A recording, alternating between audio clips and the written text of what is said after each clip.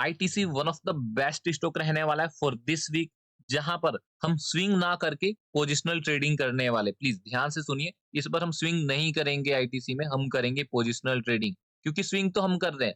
अब मैं कोशिश करूंगा हफ्ते में आप सभी के लिए एक पोजिशनल स्टॉक लेकर आऊं जहां पर ट्रेडर निकेश भी इन्वेस्टेड हो। ओके, ट्रेडर निकेश भी इन्वेस्ट करता हो। तो पोजिशनल स्टॉक में मैं कुछ फंडामेंटल्स पार्ट्स को भी टच करना पसंद करूंगा। ओके, मैं आपको बताऊंगा कि क्यों ट्रेडर निकेश इस स्टॉक को बाई करना पसंद कर रहे हैं, हालांकि मैं आपको कई सारे रीजन दूंगा। एंड मैं इस स्टॉक को, जिसका नाम है आईटीसी, मैं इसको नो लॉस स्टॉक कहने जा रहा हूँ। ओके, इसके पीछे का भी मैं आपको रीजन बताता हूँ। पहले मैं एनालिसिस में आगे बढ़ते हैं, एंड टेक्निकल में आगे बढ़ने से पहले एक बार मैं फंडामेंटल्स आपको दिखाना पसंद करूंगा। तो ये मैंने स्क्रीनर की वेबसाइट ओपन कर रखी है। ओके, सी आईटीसी, जिसका सीएमपी राइट नाउ 416 का चल रहा है। इन्वेस्टर के सेक्शन पर क्लिक करते हैं। ओके, ठीक है। यहाँ पर देखो, जो मुझे आपको दिखाना है ना, वो क्या चीज है। आप पब्लिक की होल्डिंग देखो, मार्च 2021। ओके, मार्च 2021 में पब्लिक के पास, मतलब ये समझ लो पब्लिक ही कंपनी को ओन कर रही है, पब्लिक ही कंपनी को चला रही है। क्यों? क्योंकि 44% से शेयर होल्डिंग, समझ रहे हो ना, ऑलमोस्ट 50%। अब जो घट के कितनी हो चुकी है, 14%। ऐसा कंपनी में क्या देखने को मिल गया एफआईआईस को, जिन्होंने अपनी पोजीशन 12-11, मतलब वही लगभग 12% से सीधा 43% पर, मतलब अपोजिट हो चुका है। आप देखो, अगर मैं इसको 44 पकड़ता हूं, ओके, तो अब यहाँ से 44 से ये हो चुका है 12-13। ओके, एंड यहाँ पर कितना हो चुका है, 13-14%, एकदम अपोजिट। ये होल्डिंग कहाँ जा चुकी है, एफआईआईस के पास। तो एफआईआईस के पास ज्यादा दिमाग है या फिर पब्लिक के पास ज्यादा दिमाग है? एफआईआईस के पास। एफआईआईस ने अपनी होल्डिंग कब से बढ़ाना शुरू करा है? तो ओके, मार्च 2022 से। तो आओ एक बार हम टेक्निकल पर चेक कर लेते हैं कि मार्च 2022 में ऐसा क्या था कि इन्होंने अपनी होल्डिंग बढ़ाना शुरू कर दी। देखो, काफी बारीकी से एनालिसिस कर रहा हूँ, ठीक है ना। यहाँ पर देखो, आपका मार्च 2022 ना ये वाला लेवल निकल कर आ रहा है। ओके, मैं इसको आपको यहाँ से दिखा देता हूँ, इसको मैं कैसे मार्क करूँ। ओके, ठीक, यहाँ से। ओके, आपको देखने को मिल रहा है ना, ये मार्च 2022। मतलब क्या देख लिया उन्होंने, क्या देख लिया किसने, एफआईआई ने ऐसा क्या देखा कि यहाँ पर उन्होंने बाय किया। एंड अब आप खुद देखो, मतलब खुद देखो कहाँ पर। ओके, 215 के आसपास से कहाँ पर चल रहा है स्टॉक का प्राइस, क्या चल रहा है, ठीक, कितना चल रहा है, 415। एंड हाई कितने का लगा, लगभग 500 रुपीज का। समझ पा रहे हो ना, पैसा डबल हो चुका है। लेकिन इन सब के बावजूद क्या एफआईआई ने, क्या डीआईआई ने अपनी होल्डिंग को बेची है क्या? इवन दिसंबर के क्वार्टर में भी इन्होंने होल्डिंग बढ़ाई है।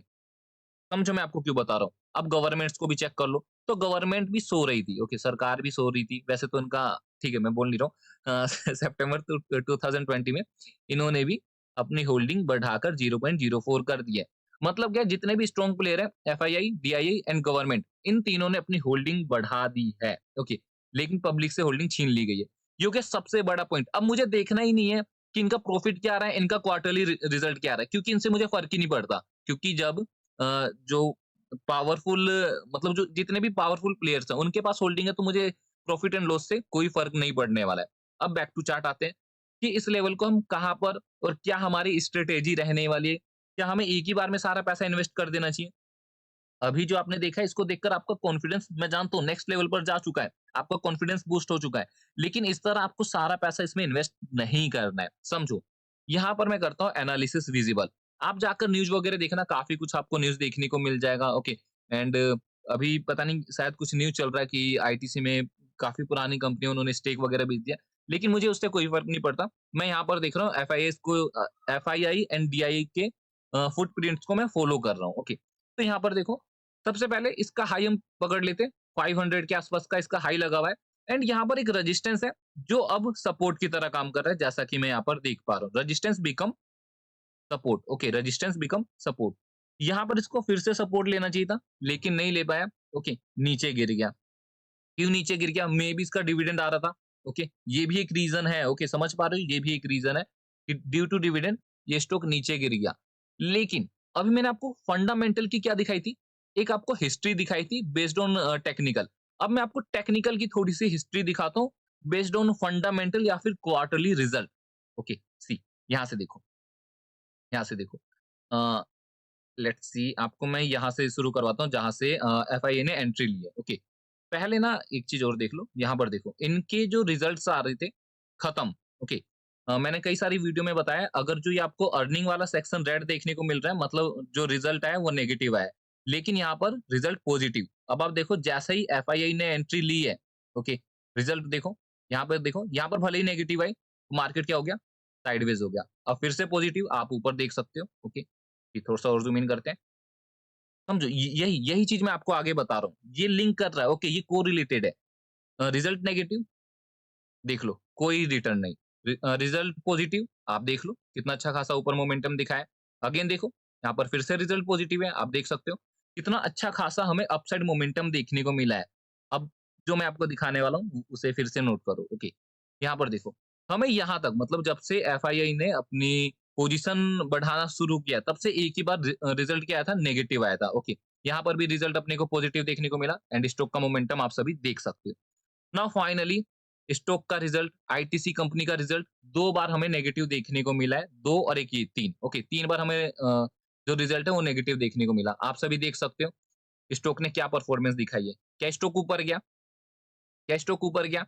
आप खुद से पूछो या फिर जाकर फिर से वीडियो को बैक करके देखो। अभी जो मैंने आपको बताया, क्या रिजल्ट नेगेटिव आने के बाद स्टॉक का प्राइस ऊपर गया है क्या? नहीं गया है। अब यहाँ पर रिजल्ट पॉजिटिव आ चुका है। तो क्या यहाँ से स्टॉक का समय नहीं आ गया ऊपर चलने का?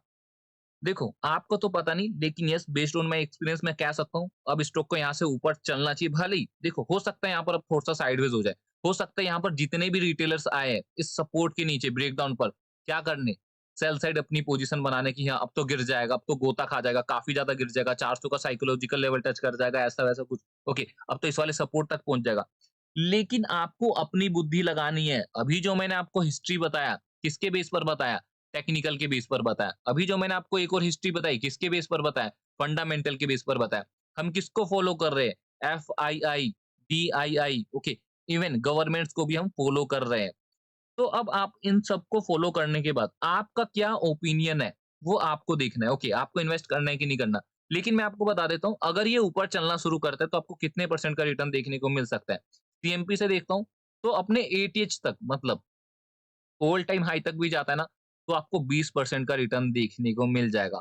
अब इन्वेस्टमेंट स्ट्रेटेजी क्या रहने वाली है वो मैं आपको बता देता हूँ।